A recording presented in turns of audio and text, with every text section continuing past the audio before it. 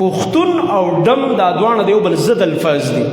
ته چېرته یو غیرتي پښتون ته خو ته ډمې چې څنګه چل کوي، دا 22 غاښونه درله د دې دغه نه وباسي، د دې بنیاد نه کنې درله وباسي، دا خوله درله ماتوي کنې ماتوي درله.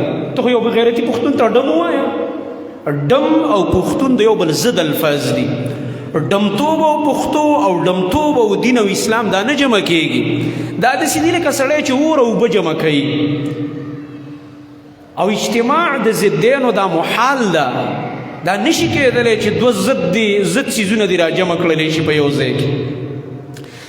دا زما محترم ورونو زمونږ دا دین اسلام او زمونږ د پښتو روایات هم داسې چې دا مونږ ته د حیا تعلیم راکوي. او حیا رسول الله صلی الله علیه وسلم فرمایلی الحیاء کله خیر، حیا ټول په ټوله خیر دی. حیا څه شی دی؟ د سر نه اخره پورې څه دی؟ خیر دی. دی د شرونو نه به محفوظ یې. که ته دا غواړې زما اولاد، زما دا کور، زما رشتہ دار، زما ماحول د شرونو نه او د فتنو نه بچ شي، د حیا ماحول جوړ کا، د پردې ماحول جوړ کا، او د حیا کارونه کوا او د بې حیا کارونو نه ځان ساته. معلومه شوه چې کله مفهوم مخالف د دې جملې واخیستلی شي چې حیا ټول په ټوله خیر شو، نو بې حیایي ټول په ټوله څه شی شو؟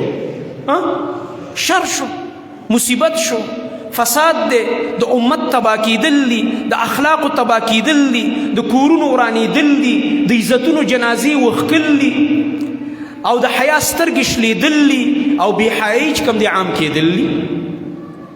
نو حیا خیر او بې حیایي ټول په ټوله شر، فتنه، فساد، د امت تباهی، د کورونو تباهی، خاندانی نظام تباهی، د اولاد تباهی، د زنانو تباهی، د هلکانو تباهی، ټول په ټوله شر دی بې حیایي. دا د الله د نبي صلی الله علیه وسلم الفاظ دي. دا زما فلسفه نه ده، دا د کم مولوي صاحب، دا د کم شیخ صاحب اظهار خیال نه دی، دا د هغه خوږ نبی محمد رسول الله صلی الله علیه وسلم الفاظ دي چې قرآن کې الله څه فرمایي؟ وما ينطق عن الهوى ان هو الا وحی یوحى. دا زما نبی په خپل خواهش خبرې نه کوي چې زړه له څه راځي ووایي، دا په وحی لګیا ده، دا ژبه مبارکه چلیږي. دا ورته الله رب العالمین دې زړه مبارک کې ورواچي خبره، نو په ژبه مبارکه جاری شي هغه خبره. هغه مبارکه د وحی ژبه وایي چې حیا ټول په ټوله خیر دی، نو بې حیایي ټول په ټوله شر او مصیبت دی.